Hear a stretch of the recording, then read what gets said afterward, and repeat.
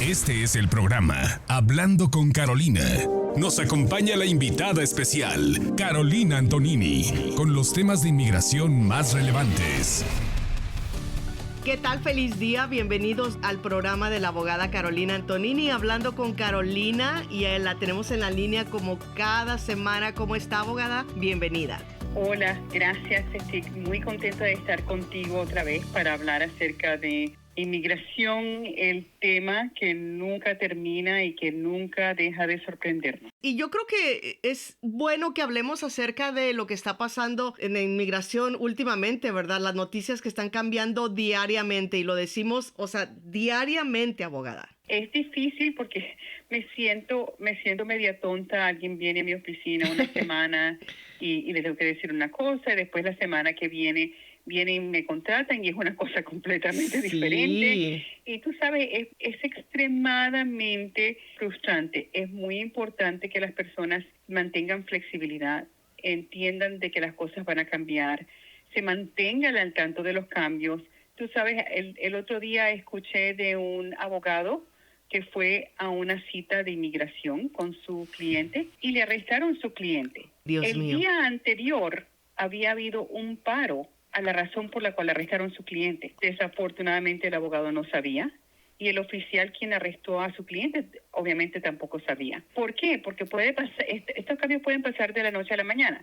Y claro, no es culpa de la persona, no es culpa del abogado, no es culpa del oficial, en el sentido de que literalmente el día previo había una corte parado ese tipo de arrestos. Y entonces esto te dice a ti la importancia de estar al tanto de todo, tener abogados que están al tanto de todo, porque de un día al otro tu vida puede cambiar radicalmente. Abogada, ¿cuándo descansa entonces? Yo sé que mucha gente joven, mucha gente de la nueva generación odia oír a los viejos que decimos esto, pero para mí, y como yo crecí, que es mi sistema de creencia, mi trabajo no es un trabajo. Mi trabajo es mi vida.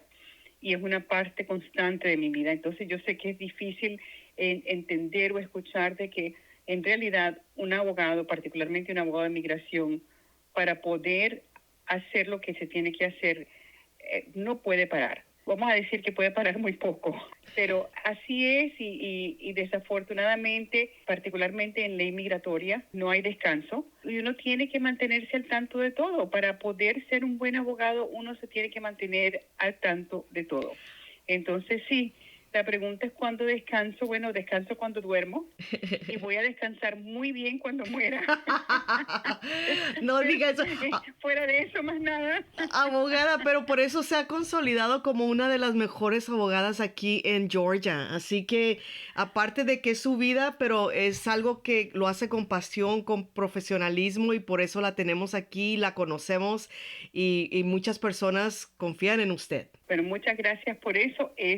Mi trabajo es algo que yo quiero y adoro, y me siento súper afortunada de que tengo la oportunidad de vivir yo mi vida ayudando a otras personas a vivir sus vidas. Fantástico, y a mí me encanta hacer estos programas porque aprendemos muchísimo de usted, así que vamos a empezar, pero antes, por favor, denos la información de su oficina para la persona que esté escuchando y que necesite tener una consulta con usted. Absolutamente. Nosotros ofrecemos consulta en persona, por video y por teléfono.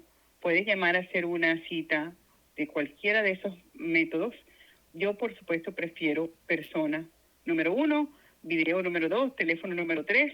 La comunicación siempre es mucho más fácil en persona y segundo en video, pero a mí no me importa. Yo quiero que ustedes tomen la consulta como les sirva, particularmente si no pueden manejar o están a riesgo de ser detenidos. Teléfono y video es mucho mejor. Para hacer esa cita de consulta tienen que llamar al 678-956-8600. De nuevo es 678-956-8600. Mi oficina está sobre la Buford Highway, en el edificio directamente enfrente de la oficina de la Asociación Latinoamericana. El edificio mío se llama Druid Point. Y, por supuesto, toda esta información, más programas que nosotros tenemos y información en español y en inglés, etcétera, pueden obtenerlo en mi página web, la cual es hablandoconcarolina.com. Abogada, ¿qué ha pasado con las detenciones y arrestos de los que fueron paroleados? Sí, entonces la última vez nosotros hablamos de personas que van a su corte y de repente salen detenidas, o personas que inmigración detiene y de repente los jueces dicen que no pueden darle fianza. Y esto tiene que ver con el hecho de que de repente, en un cambio radical, el Departamento de Homeland Security, los fiscales de ICE, han empezado a argumentar que una persona que entra ilegalmente y los arrestan en la frontera y los sueltan después, así sea con parol o sin parol, no son elegibles para una fianza, no son elegibles para un proceso de deportación, tienen que ser todos deportados por la deportación expedita y únicamente pueden quedarse a pelear su caso si pasan una entrevista de miedo creíble. Y te voy a decir que esto es un argumento no solamente no basado en ley, sino que es un argumento contrario absolutamente de los argumentos que ellos han hecho consistentemente todos estos años, incluyendo argumentos que ellos han hecho en el pasado a la Corte Suprema. Entonces, lo que ha pasado con esto, bueno, una de las muchas cosas que ha pasado, pero la que más vale la pena mencionar, es el caso de personas quienes entran por la frontera y le dan un parol para salir de detención. Hay una demanda contra la secretaria Noem, se llama Chirla contra Noem.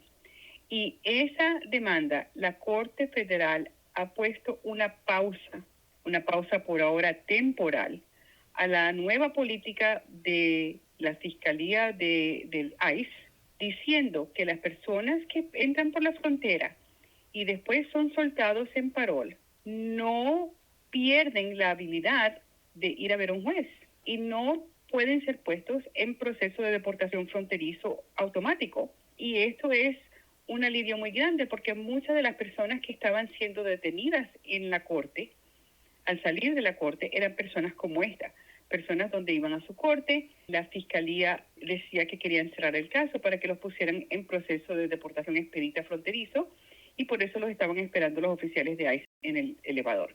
Entonces, esto es un buen camino, es un camino temporal.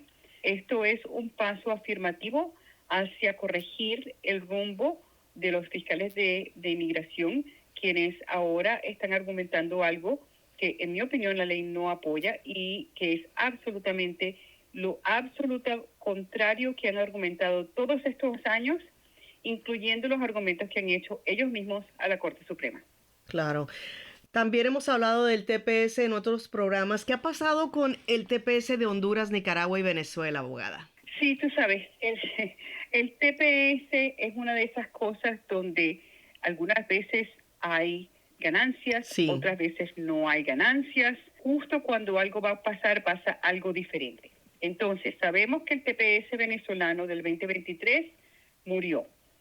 Sabemos que murió y sabemos que la demanda de ese TPS fue básicamente anulada por la Corte Suprema. Y el TPS venezolano versión 2023 ya no está y yo no pienso que hay litigación sustancial cual vaya a cambiar eso. Eso nos deja con el TPS del 2021. Esos son los venezolanos que se montaron en el TPS de inmediato y tienen el TPS desde el 2021. Ellos tienen su TPS hasta septiembre 10 del 2025. En este momento no hay ningún tipo de demanda sustancial o resultado, mejor dicho, de demanda sustancial que yo puedo reportarles, pero eso tiene que ver con el hecho de que no estamos cerca de septiembre 10. Los salvadoreños, yo sé que no me preguntaste de los salvadoreños, pero vale la pena decir que los salvadoreños todavía están en TPS, no ha pasado nada nuevo. Ellos hasta ahora tienen su TPS hasta septiembre 9 del 2026 y no ha habido ningún tipo de movimiento o de rumor de que piensan quitar el TPS a salvadoreños.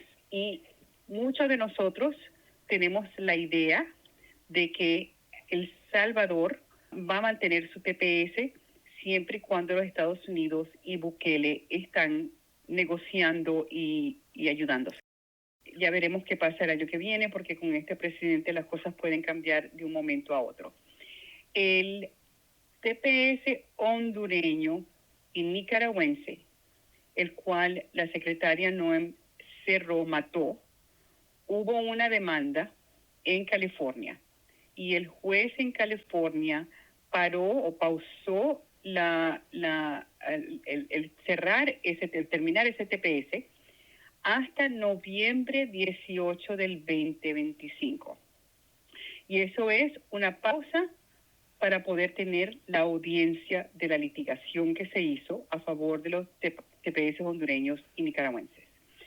Este paro que hizo el juez federal en California ha enfurecido a la secretaria Noem, ha puesto un anuncio en UCIS tan fuera de propiedad para un gobierno. Y por supuesto el gobierno está tratando de obtener el mismo resultado con esta demanda que obtuvo en el TPS de Venezuela del 2023, aunque estos dos tipos de TPS son extremadamente diferentes en el sentido de la cantidad de personas que se habían beneficiado, que habían aplicado y los derechos que se habían fomentado. Entonces, para lo que es Nicaragua y Honduras, todavía estamos bien hasta noviembre 18 del 2025. Ya veremos qué pasa en litigación.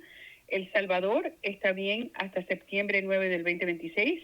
Vamos a ver cómo salen los aires del mar de aquí a allá. Los de Venezuela 2021 están bien hasta septiembre 10 del 2025 y ya veremos cómo salen los mares en ese momento. Estamos muy cerca de septiembre, abogada. ¿Qué podría pasar si el TPS se acaba completamente para los de Venezuela del 2021? Vamos a asumir que septiembre 10 viene y el TPS se acaba y ninguna litigación para el hecho de que se acaba, no extiende la fecha ni nada de eso. Vamos a asumir que cualquier TPS se para y se para hoy. Y ya no hay litigación, ya no hay nada que hacer. Hay un periodo de gracia después del que se termina el TPS de 60 días. Ese periodo de gracia significa que una persona con TPS tiene 60 días más para quedarse en los Estados Unidos. La idea siendo que esos 60 días son tiempo que la persona utiliza o para hacer algo con su estatus o para acomodar sus cosas e irse. Entonces, esos 60 días no son una extensión del permiso de trabajo, no son una extensión de la licencia. Todo lo que es que la protección, lo que para a que tú seas arrestado del TPS, se extienden por esos 60 días y al final de esos 60 días ya no tienes protección. Entonces, ¿qué pasa cuando un TPS se acaba? Es que automáticamente se va a ese periodo donde la persona tiene que determinar qué puede hacer. Y hay muchas cosas que muchas personas del TPS pueden hacer y todavía me sorprendo casi a diario en mi oficina de la cantidad de personas que vienen para acá, que han podido haber hecho algo hace 1 año, 2 años, 3 años, 5 años y no lo han hecho. Y ahora están o en una situación peor porque no hicieron nada y a lo mejor están en proceso de deportación o tienen orden de deportación o, por supuesto, ahora van a aplicar para algo, pero no bajo cualquiera de los presidentes previos, ahora lo va a hacer bajo este gobierno. Pero en estos 60 días, antes de estos 60 días, todas las personas que están aquí con TPS ya deberían tener un plan para saber qué va a pasar si la persona es arrestada, qué puede hacer un abogado, cuáles son los alivios disponibles, si hay argumentos que se pueden hacer, si hay algo que se puede aplicar ahora en vez de esperar hasta el último momento. Y yo entiendo que es difícil ponerle prioridad a asuntos legales, porque los asuntos legales cuestan, pero hay que siempre mantener en mente que mientras más abandonas tu caso, más vas a pagar, porque la cosa se va a empeorar. Y los casos legales que se empeoran son más caros, porque requieren más trabajo, más riesgos, etcétera. Y que tienes que darle prioridad a esto, porque si tú pierdes esto, no puedes vivir aquí. Abogada, ¿es cierto que en Florida tienen una nueva ley antiinmigrante? Entonces, ¿qué va a pasar con nosotros? Ya no podemos ir a Disney. Si una persona tiene planes para ir de vacaciones para allá, ¿qué se debe hacer? Bueno, entonces no es Florida únicamente, Florida, Alabama, Tennessee. Han habido varios estados que han pasado una variedad de leyes antiinmigrantes inmensas. En algunos estados penalizando a organizaciones si le encuentran un lugar donde vivir a alguien que está aquí ilegal. En otras cosas, haciendo felonías de personas que emplean, etcétera, etcétera. Pero la ley a la cual tú te estás refiriendo es una ley que recientemente pasó en Florida. Y esto es lo que dice la ley.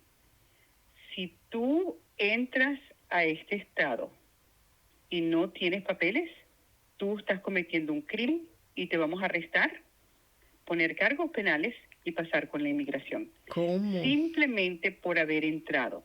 O sea, si tú eres ilegal y tú pasas a Florida porque vas a ir a Disney y la policía para tu carro, aunque seas pasajero, te puede arrestar porque eso es, bajo la ley de Florida ahora, un crimen, lo cual es impresionante.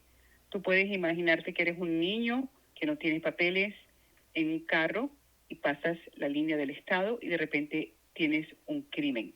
Esa es la ley que pasó en Florida y por eso es que tuviste bastantes videos en línea. Me imagino que mucha gente los vio, que se Sí. que no de otros lugares, que enseñaban policías en Florida en la playa, de gente a gente pidiendo papeles o en parques. Obviamente esto es una ley la cual la corporación de Disney no le gustó y trató de pelear. En este momento existe un paro a esa ley. Afortunadamente, una corte ha parado la habilidad de Florida de arrestar a una persona y ponerle cargos por estar aquí ilegalmente. Pero para estar clara, lo que esa corte pudo parar es que le pongan a una persona un cargo por estar aquí ilegalmente. Esta ley no puede parar a un policía que te pase con inmigración. El policía a lo mejor no tiene razón bajo la ley para arrestarte y a lo mejor está discriminando completamente. Sí. Pero si te pasó con inmigración, ya hizo el daño. Entonces, Florida no es un lugar donde yo puedo, en buena conciencia, recomendar a personas quienes no tienen documentos o quienes tienen documentos expirados o quienes tienen familias mixtas. Y yo personalmente no voy a regresar a Florida, no les voy a dar ni siquiera $1 hasta que esto pase, porque este tipo de ley en realidad no es una ley de seguridad, como ellos dicen, esto es simplemente una ley racista. Muy bien, aquí se pueden quedar en Georgia. Abogada, ¿por qué antes de aplicar para una naturalización se debe pedir una copia de archivo por medio de la ley de FOIA? Tú sabes, eso es algo que yo no tengo que hacer cuando yo estoy representando a mis clientes en su naturalización y yo les representé antes, ¿verdad? Entonces, por ejemplo, viene un cliente donde yo lo representé hace 15 años atrás, fuimos a corte, ganamos su caso, le saqué su residencia, le renové su residencia. Ese tipo de cliente normalmente no necesita una copia de su archivo, porque yo tengo todo lo que pasó, todo lo que se hizo, todo lo que se dijo, ¿verdad? Pero mucha gente que viene conmigo no fue mi cliente, no ha sido mi cliente por años, o fue mi cliente para una parte de su caso, pero no para todo su caso. Y la razón por la cual es súper recomendable que una persona saque un FOIA antes de aplicar para la ciudadanía es para asegurarse de que todo fue hecho bien, no hubo un error, todo lo que tenía que decir se tuvo que decir, para saber absolutamente qué pasó antes. Y esta es la razón. Bajo esta administración, cuando tú aplicas para la ciudadanía, si ellos pueden encontrar algún error que argumentar en tu contra, Lo van a hacer. porque a lo mejor una petición que te hizo alguien decía una cosa, o tú dijiste otra cosa, o no dijiste esto, ellos van a utilizar eso contra ti. El problema con ser negada la naturalización es que en muchos casos eso puede ser seguido por un proceso de deportación. Muchos abogados se sienten súper incómodos, incluyéndome a mí, hacer una aplicación para la ciudadanía si la persona ya tiene un archivo migratorio y yo no sé qué dijo su aplicación de ciudadanía, de naturalización. Yo no sé qué pasó en su corte. Yo no sé qué pasó cuando lo pidieron. ¿Entiendes? Y la realidad es esta. Inmigración puede hacer cosas en errores en el pasado y inmigración no se come sus errores. Si inmigración te dio un error dándote algo, inmigración te lo va a quitar. Ellos van a decir, sí, fue error de nosotros, lo siento tanto, te quito la residencia. puede ser que la persona fue representado por otro abogado y el otro abogado puede ser buen abogado o no sé, pero aún buenos abogados pueden cometer errores y esta es la parte más importante. Aún tú sabes 100% qué pasó en tu caso, qué hizo y qué pasó. La ley de inmigración cambia a cada rato. Tú quieres ver un archivo de inmigración para poder tomar en cuenta qué fue lo que pasó en el pasado y qué dice la ley de hoy en día. ¿Por qué? Porque muchos de los cambios de leyes migratorios son retroactivos, o sea, lo cual es súper injusto, donde de repente la ley de hoy cambia la definición de algo y empiezan a aplicarlo aunque tu caso haya sido años atrás. Sí, es súper recomendado de hacer la aplicación para una copia completa de tu archivo con un abogado cuando ese abogado no te representó en el pasado, para asegurar de que todo en tu vida, todo en tu archivo está perfecto o se puede defender, de manera que tú aplicando para la ciudadanía termina siendo una cosa positiva y no la peor cosa en tu vida, porque esta es la realidad, Gina. Si tú al aplicar para la ciudadanía estás poniendo a riesgo tu residencia, tienes que pensarlo seriamente. Mejor que se quede con la residencia por lo pronto, ¿no? Absolutamente, absolutamente, hasta que tenga un mejor plan o quizás por vida, quién sabe. Abogada, ¿qué significa cuando usted, por ejemplo, recibe una copia de FOIA de un cliente y todas las páginas son bloqueadas? En el pasado, en todos los 30 años que yo llevo haciendo esto, ¿verdad? Tú pides una copia del archivo y el gobierno en buena fe te da una copia del archivo, siempre bloqueando cierta información. Uh-huh. Bajo la ley de información, ellos pueden bloquear ciertas cosas, como por ejemplo los nombres de oficiales, como por ejemplo los nombres o identidades de otras personas que son identificadas en tu archivo, los taxes que haya hecho otra persona, cualquier información que inmigración esté utilizando en una investigación contra ti. Entonces vamos a decir, por ejemplo, que a ti te pidió tu esposa americana y tú quieres una copia de tu archivo porque se tardó tanto tiempo, hicieron muchas preguntas, te sientes incómodo, quieres saber qué pasa. En el tiempo normal del pasado, las cosas que no estuvieran en el archivo que te dan a ti son, por ejemplo, borrarían los impuestos que hizo tu esposa o el papá de tu esposa si fue coesponsor. Borrarían la información de los oficiales que oyeron tu caso. También borrarían o taparían la información de que recibió el oficial cuando fue a investigar a ver si estaban casados en buena fe. Todo lo demás sería soltado. Y eso es normal. En el pasado, información que es bloqueada es información que se puede bloquear bajo la ley y eso normalmente y generalmente es para proteger la identidad o el trabajo de un oficial investigador y es lógico. Y muchas veces en el pasado, cuando te bloqueaban información, tú puedes apelar, siempre todavía puedes apelar, y generalmente en la apelación tú lograbas de que te soltaran mucha de la información que había bloqueado. Ahora venimos a nuestro presente. Hemos visto que la gran mayoría de nuestros FOIAs ahora están viniendo con casi todas las páginas en blanco y de acuerdo con este gobierno, todas las páginas que bloquean son parte de una investigación activa contra tu cliente. ¡Ay, Dios! Lo cual es mentira, porque si tu cliente tiene 19 años, ¿verdad? Sí. No ha sido arrestado y nada ha pasado, sino que vino, hizo una aplicación, no hay nada en esa aplicación, no hay nada en ese archivo que sea una investigación. Entonces, que lo que está pasando ahorita es que estamos teniendo que aplicar para el FOIA y cuando nos mandan esas miles de páginas en blanco, todas bloqueadas porque supuesta investigación activa, tenemos que apelar. Tenemos que apelar para que nos suelten la información que necesitamos. Todavía es posible.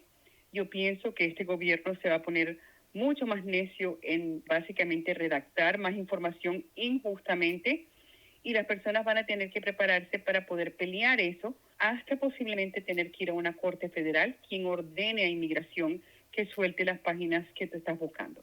Muchas personas piensan que una convicción menor para propósitos de inmigración no afecta a una persona. Por ejemplo, de drogas, abogada. ¿Esto es verdad?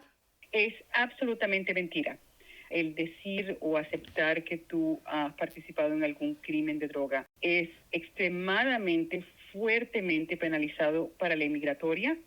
Es más, es difícil pensar de algún otro tipo de esquema de ley que penalice lo de las drogas más fuerte que inmigración. Te voy a dar unos ejemplos.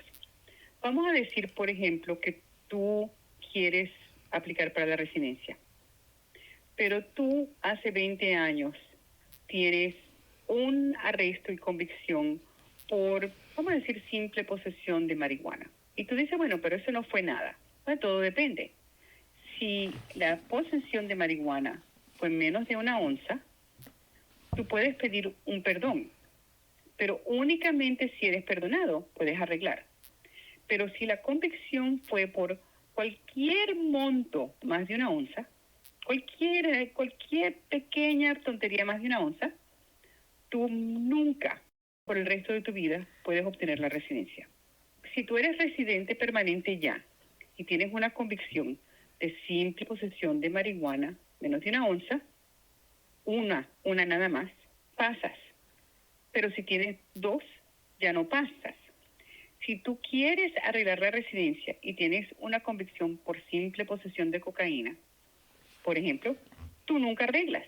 La gran mayoría de crímenes de drogas, si no casi todos, van a terminar con la persona o siendo descalificada permanentemente o van a terminar con la persona siendo puesta en proceso de deportación y teniendo que pelear. Las personas que ya tienen la residencia tienen más posibilidad de pelear que una persona que no tiene la residencia. Para las personas que están buscando la residencia, cualquier crimen de droga, menos de una simple posesión de marihuana, menos de 1 onza, el cual requiere un perdón. Cualquier otro tipo de crimen de droga ilegal hace que la persona nunca pueda arreglar. ¿También existe una ley que descalifica a personas con DUI? Entonces, vamos a hablar de 2 tipos de DUI. DUI droga, porque tú puedes ser arrestado por DUI por tener una sustancia en tu cuerpo, o un DUI alcohol. Vamos a dividir más el DUI droga entre droga legal y droga ilegal. Vamos a decir que tú estás tomando tu prescripción, una prescripción que el doctor te dio, y terminó siendo que no has debido haber manejado. Si tú tienes un DUI porque estabas tomando algo que te prescribió el doctor o una medicina que se puede comprar en la farmacia, la posibilidad de que eso te tenga a ti un impacto negativo es bajo, casi 0. Si tu DUI es un DUI de una droga ilegal, tú vas a tener 2 problemas. Uno, que tienes el DUI, y el otro, que tienes un crimen de droga. Y como ya hablamos, el crimen de droga es bien difícil. El DUI alcohol es problemático también. Ahora, no existe una nueva ley acerca del DUI. Hubieron rumores, hubo una propuesta de ley reciente este año y es una ley que ha propuesto diferentes personas casi todos los años, y esa propuesta de ley decía que si tú tenías una convicción de DUI, afuera.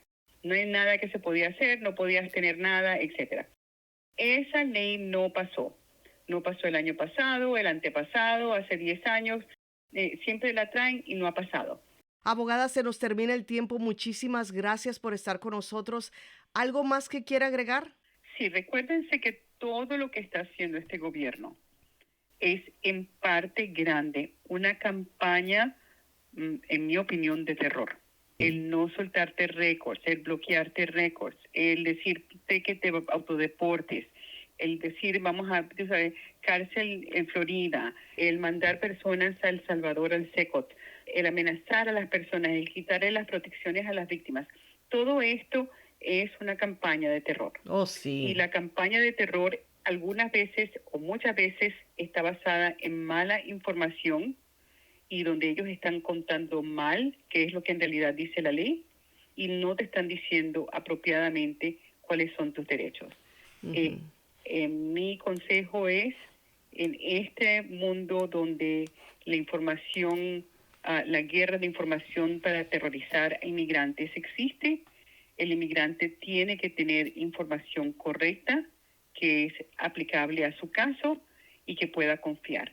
Entonces, en vez de oír lo que dice el vecino o lo que dice el TikTok o lo que dice la inmigración, tienen que hablar con un abogado de inmigración que sepa la ley, que sepa su situación, que les puede decir qué es verdad, qué es mentira, qué tienen que hacer, qué no tienen que hacer.